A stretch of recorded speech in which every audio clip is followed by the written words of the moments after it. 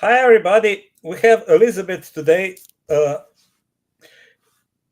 it's a rare opportunity to talk about uh, an endeavor that actually failed. Usually, people don't like to talk about that. And before we jump into that, because it's really interesting topic, let me ask you, as usual, what was your idea for the startup, and how do you want it to change the world? Well, our startup probably didn't start classically as some of the companies do. So we didn't have a single person within the team who would be who would be somebody who would have the idea and will have a sort of a vision and mission. It happened that for our team, we all met during an accelerator program called Antler, and we try to work on multiple different ideas at the same time. So first was what was established was a team. So we really like each other initially, and we thought we could probably build something together. And the entire Nevermind was built basically based on that. So it was the three co-founders at the beginning, and then we realized there is something that we liked, all of us, and we saw the big problem in particular spaces in each of our in each of our areas where we've been working with before. um, and the initial idea behind Nevermind was a universal search. What we were trying to build, that right now many companies do, like Google, we were trying to enable companies and individuals within companies to search for different types of information. So it's like, imagine in natural language, you would um, try to find specific documents or snippet of a document, and whether it's on your Google Drive or your device, it will immediately bring this document up. So it was a perfect game for enterprises and SMEs. So this is how it all started. But because now that I'm hearing about this idea, because I worked at several enterprises and big companies, I think that is really a pain point for a lot of them. So, what do you think? What was the problem? How come that you didn't succeed? Well, it's a very long story, right? Because what happened also during the past 2 years that we were building this company, a lot of things has changed. Technology was in a completely different position that it was these days. So when we started Nevermind, ChatGPT wasn't there. Large language models weren't as developed as they are these days. But to be honest, there are so many reasons why companies fail, and I'm uncertain till this day what was the main reason. And there is always a combination, right? And every time when you analyze what happened in the past, you constantly notice and observe new learnings, right? Like you absorb like new discovery. I can, of course, walk through all the different learnings that we had as a team.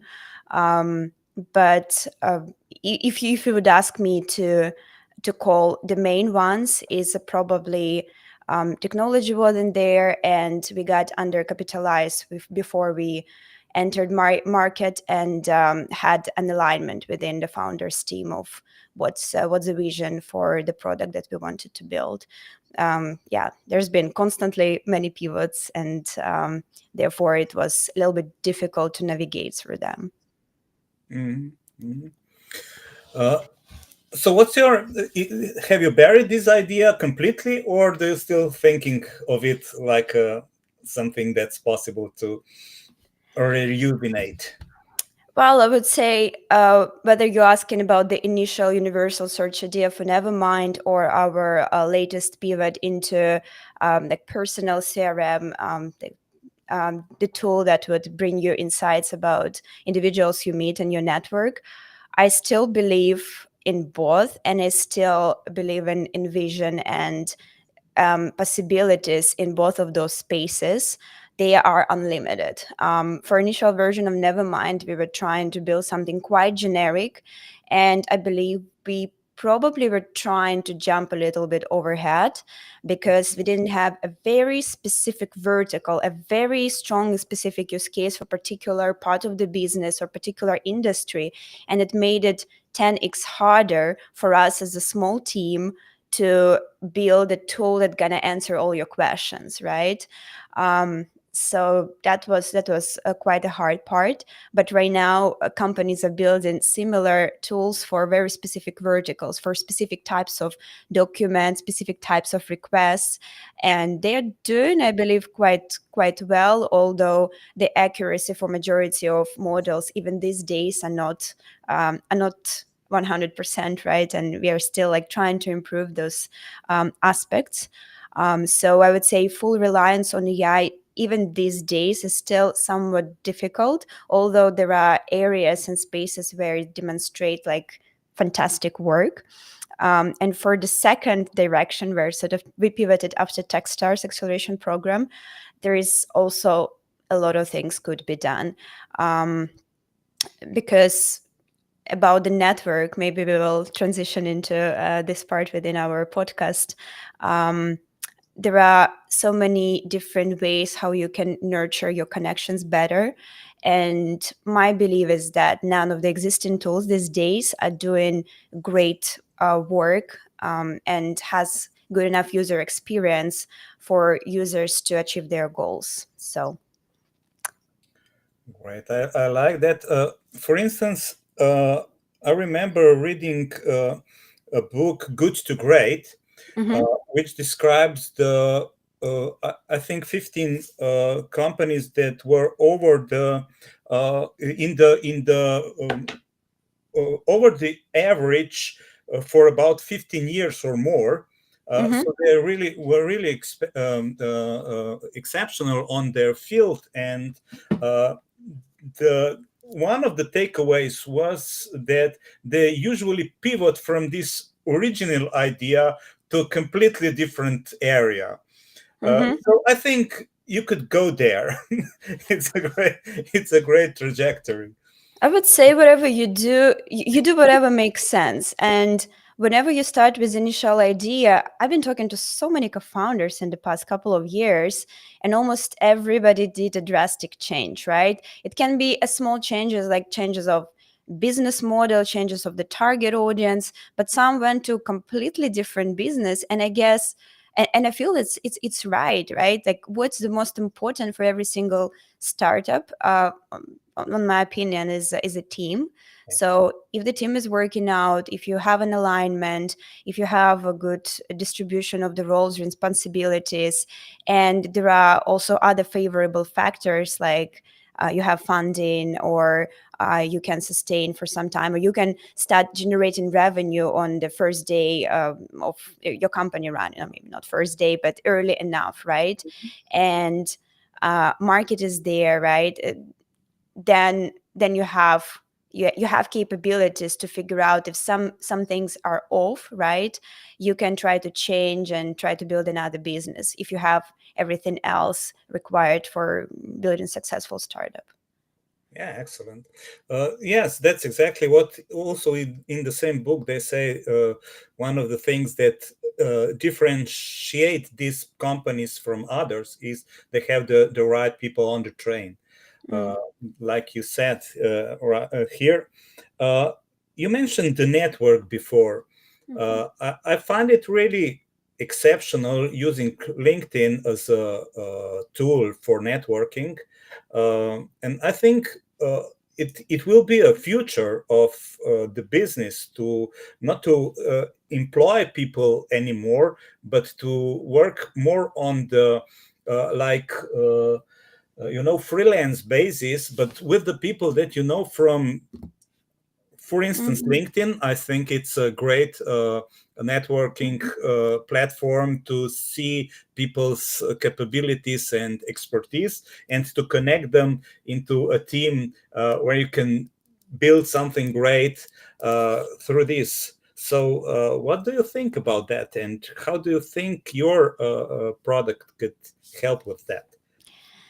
So, being very honest, I don't think I believe the probably initial goal why LinkedIn was built these days doesn't exactly work out in a way that many individuals would expect. Indeed, you can widen your network, but if I may ask, Robert, how many people from your LinkedIn you actually know and care about?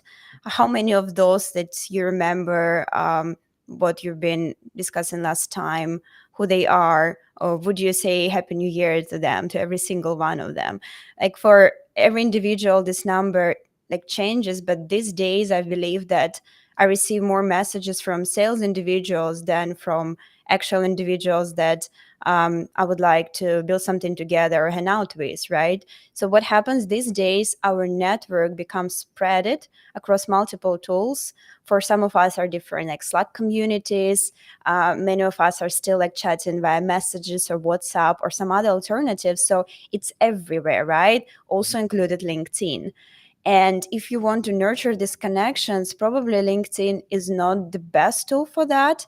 And that's what we were sort of trying to change in the second phase of Nevermind, trying to kind of build this network in a single place, the actual network.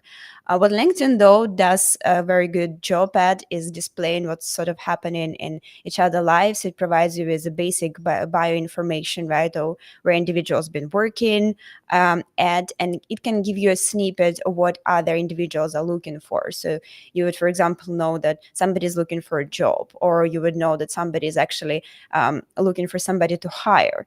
But I believe all this information there, spread it somewhere in the feed. But if, for example, I have a specific need or a willingness to help in specific aspect, and I'm going to LinkedIn and I feel being lost, I'm not sure who to write to, who to ask questions, should I just scroll through the feed? Or like usually that's never happened this way, or maybe you're lucky enough. So you connect to people in some other different ways, and thus you build these connections and you learn about each other needs, right? And this is also where the power of network spreads, because as soon as you had chat with one person, this person knowing what you're looking for immediately gets a click and it's like, I know who to introduce you to. And this is where the entire process starts, right? But Yeah, for that's what you need to stay connected, you need to care. yeah. So if you go back to the to your startup and to this experience being in this sad statistics of closing down, what would you suggest for other people or for yourself, what not to do or what to do? Or was there some good or bad advice that you have regarding business? How much time do we have? Oh, we have 15 minutes at least. um, well, it's difficult to give a single advice because, as I mentioned at the beginning, there are just like so many learnings, right? Mhm. um, and I guess if you would ask me for a very single advice, what I probably haven't done and I should have done, it's listening a bit better to my own intuition and don't overthink as much. Um, every single person have different approaches for startup, and my personal belief since day one it was quick iterative process, and being even like less afraid of failing than I was. It's just I put like bet on the startup as 100%. I didn't accept even a slight possibility that it's going to fail. And I believe that's not the best approach, because when you put everything on stake, the pain of not succeeding or failing in this or other aspects, it always like 10x higher, right?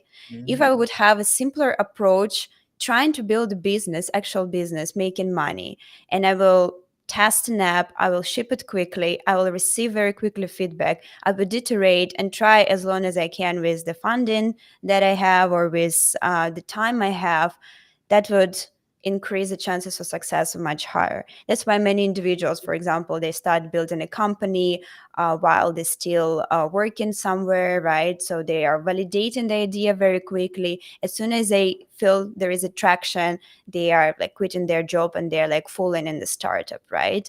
But then if it doesn't work out, that's also okay. There are so many ideas to work on, so they jump back.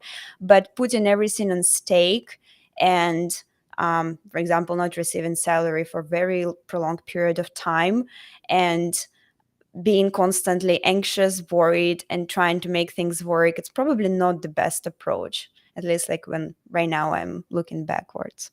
Mm. But you have done something right. Well, of course, apparently. I would say the biggest gain for within like building a startup, besides tremendous learning in all the different aspects, as you know, startups wear in many hats, so you learn a lot. I would say network is number one.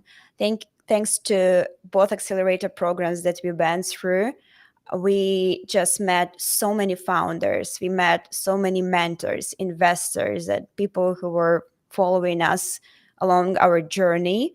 And even though the startup fails, but these connections remain, right? That's what I was talking about, the power of network, power of caring.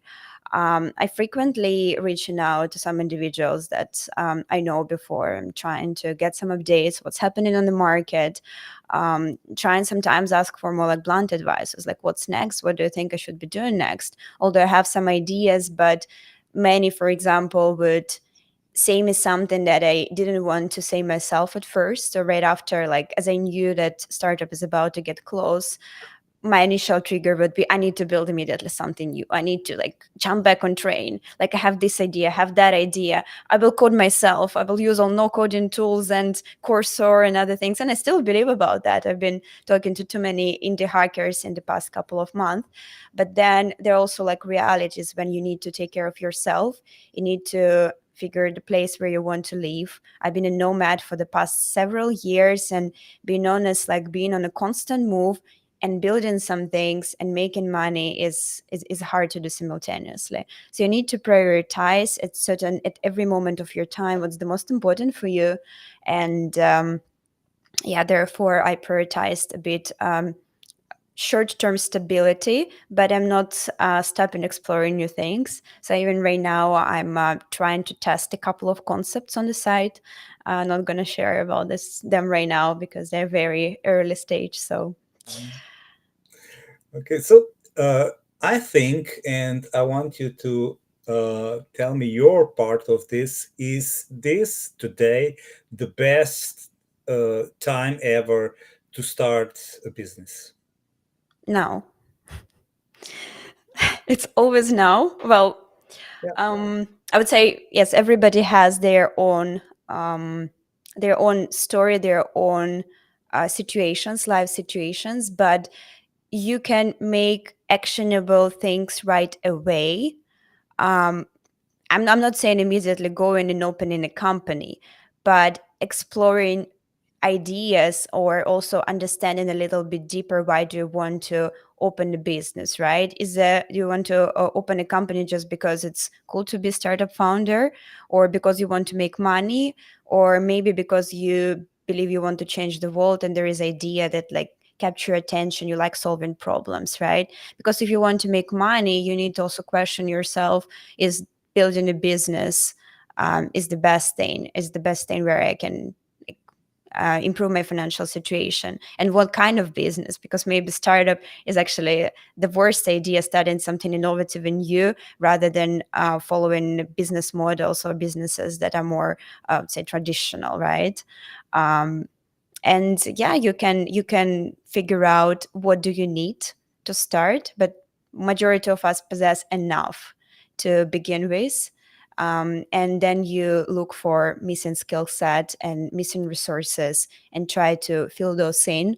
But to be honest, to validate some of the idea, it doesn't require like a lot of money or even time, everybody can do it. Everybody can start. You can start as simple as just talking to people who might care about a specific solution or service you're about to offer. Just start there. Just talk to 5 to 10 people. It will already give you, first of all, momentum, and it will give you some information, right? And after that, you can decide, like, do you feel even excited about this idea? Do you want to move on?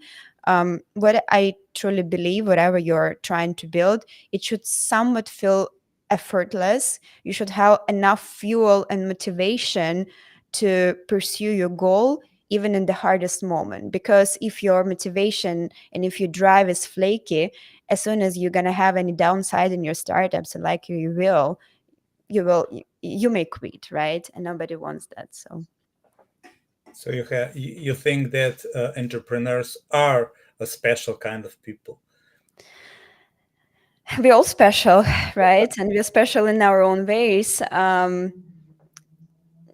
Entrepreneurship, I guess, it can be, it's a skill that you can learn, right? Mhm. And this day is better than any other days in the past. We have our resources. We have our resources in order to learn and fill in the gaps that we have in our knowledge or in our experience.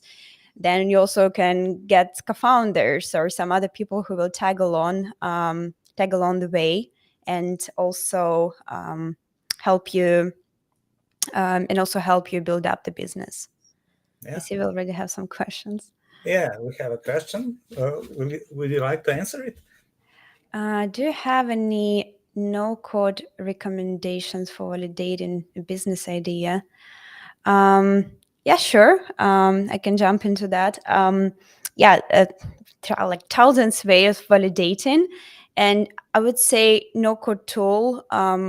No-code tools are good when you already have initial basis of what you want to build and you get early traction from other sources. Because I would say, considering the time that you need to spend even on no-code tools, would still take more, contrary to some other simpler ways of validating ideas, like, for example, building landing page, gaining initial validation through customer discovery interviews, launching surveys, right? There are other very like early stage validation possibilities.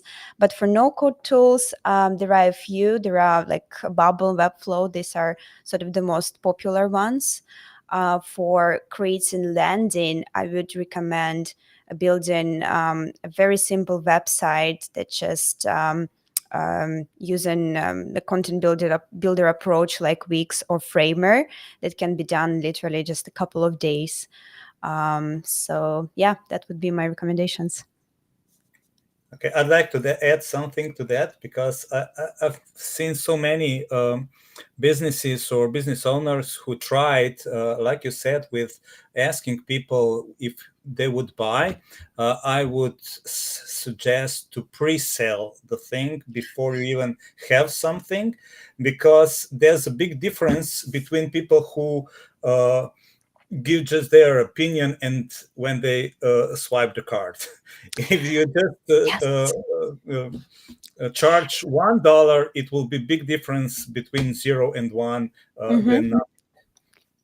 If you would ask me what I have done differently in the next venture, there would be definitely two aspects of those. First, figure out how to make a first dollar, or literally money, before you seek any funding, before you build an actual application. So therefore, no-code tools would be a fantastic way after you gain initial validation to test the product. So it might be broken, right? It might not work perfectly well, but if you're solving actual problem, people are going to use it even if it's broken, even if it's half baked. And as soon as you build that by yourself, right, you can always, like, if you're solo founder, hire engineers to build the next version. But I guess one of the probably mistakes we've done in the past, we were trying to predict and build a system to support like hundreds users, thousands of users. And we were thinking about this on day one before getting actual confirmation, right? We were trying to make things perfect while we could make things broken and just push it to the market much faster. So that's definitely one of the learnings. And the second learning is, yes, figuring out if people actually going to pay. For B2B businesses, it might be simpler. For you, it will be just signing a contract. Just find a single client who need what you build. You build this thing for them, you get your money. If nobody else needs that, then you're still okay, right? You didn't lose much. But then if you found this client, they excited about what you built and they like that and they paid you for that, there is a very high probability there is more than a single person, right? But of course, before scaling, you need to think about this in more like holistical perspective and see how big is the market, how much money you can actually make by running this company, what are the costs, right? There's like a lot of aspects to consider. For B2C is much trickier, so that's why probably early like traction, like wait list or pre-orders, or even like a card swipe for like pay us $20. If you don't like it, we're gonna pay it back in a month. But if somebody even bothered to give you like credit card number or pay this $20 initially, that probably they also care enough, right, for that. So I would say test it as early as possible, sell it as early as possible. That's definitely good approaches. And you can do it for even we've done to the we've even sell to the government Mm. the application that was literally just print screens. And but we knew that we will deliver on time, but initially we just Mm-hmm. sell nothing, the scene. Yeah, you have to And hack the system. There are so many ways where you could simplify things, and yeah, you should like if some of if you're a perfectionist, then you probably need to kill perfectionism at the yeah. core, because it's going to delay things. So instead of you receiving early feedback, you will always be too late, right? And the time is money, so therefore like a lot of resources can be wasted before you get answers that you could have received like much earlier. Yes, and it's usually from our perspective, like as a developers or business owners, we have this. This is our baby, and we want it certain way, and actually users could use it totally differently. And you have to be adaptable to that, and to be adaptable to that early on, because after you have gone into the wrong direction for too long, it's hard to change the direction, and time is spent and money is spent, and uh, It's still possible, right? And finding what's the right direction. That's, I believe, one of the trickiest parts of a startup, to figure out whether you're not trying hard enough or you need to push just a little bit more and give yourself more time, or that's actually the time for pivoting or maybe quitting. That's I would say the hardest, because as you said, like we perceive our startup, our vision is our baby, and we don't want to give up no matter what. And sometimes you're just pursuing things for way too long, and you do not realize and you don't see signals that you're supposed to see much earlier, right? So we are getting too attached to what we make. mm, okay, we're almost at the end. uh, That went would you, fast.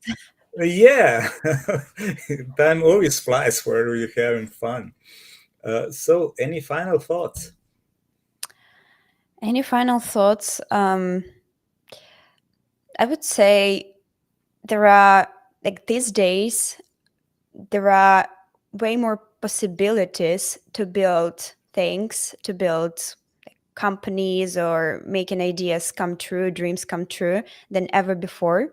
With especially advances of AI, there are so many tools that will enable individuals who do not know how to code to build a simple application in no time, or test ideas. And everything is out there, and you just simply need to search, just simply need to ask. And learning all these tools and all these like methods, it doesn't take a lot of time as well. So I believe if anybody who's listening to this podcast, right, to this conversation, ever thought about maybe trying out like building a couple of things or like testing the grounds, now is the best time for doing that. And every single person can do, whether they have like job or several jobs or just running their own projects or they're freelancers.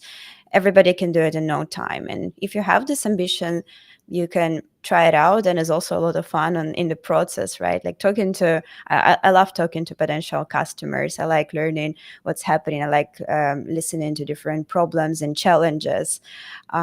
So yeah, if you want to try, now it's the best time.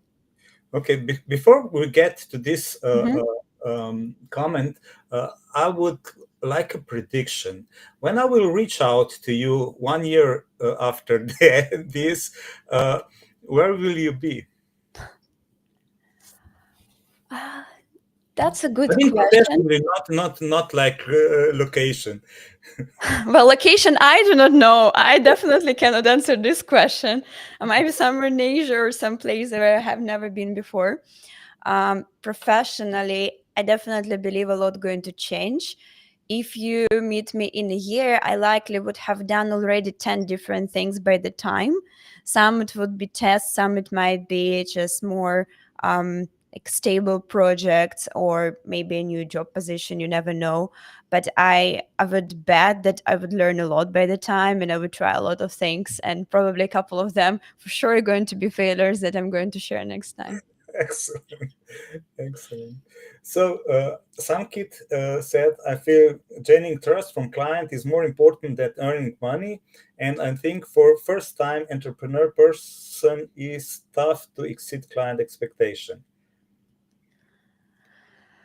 Uh, I would say what you'd need probably to do in this case is to set the right expectations, right? But then what I also notice for early entrepreneurs, some just have this fear even to begin, right? So, for example, you would like to do some IT consultancy, and you just know how to code, and you've been doing coding for just 2 years, and then you're thinking, okay, probably I should just get clients and build something for them. And many have fear because they're not sure that they will be able to deliver to what has been like the client asked them for. And therefore, of course, trust is very important. But then clients also need to understand, right, the difficulty of the project that you're jumping on. And um, unless you try, you're also not going to gain any knowledge, and you're not going to learn. So by taking on the projects and trying to do your best, and trying to satisfy, right, this client, this is what will bring you a lot of experience. And if the client would not be satisfied with the results, well, that's a pity, right? You will probably need to look for another client, but the learnings that you're going to have are going to stay with you. So definitely, first and at most, don't afraid to fail, don't afraid um, to like for things for not working out. But usually, I believe if you're honest with the people you're working with and you're telling them about your challenges, sometimes if you're not able to deliver, you just say them straightforwardly and say, like, I'm sorry to not meeting your expectations. I want you to know that I was trying to do my best. And probably these people, and you can give some recommendations, suggestions, could do a better job. Or you do a recommendation, or you ask somebody else to help. There are always ways, right? But yes, building trust is indeed very important. But for making money, that's also one of the primary things where you do like what you do. You need to support yourself, right? Um, Excellent. I think it's an excellent conclusion, and we can wrap it up right now. So thank you for a great talk, and I'll see you in a year, if not before.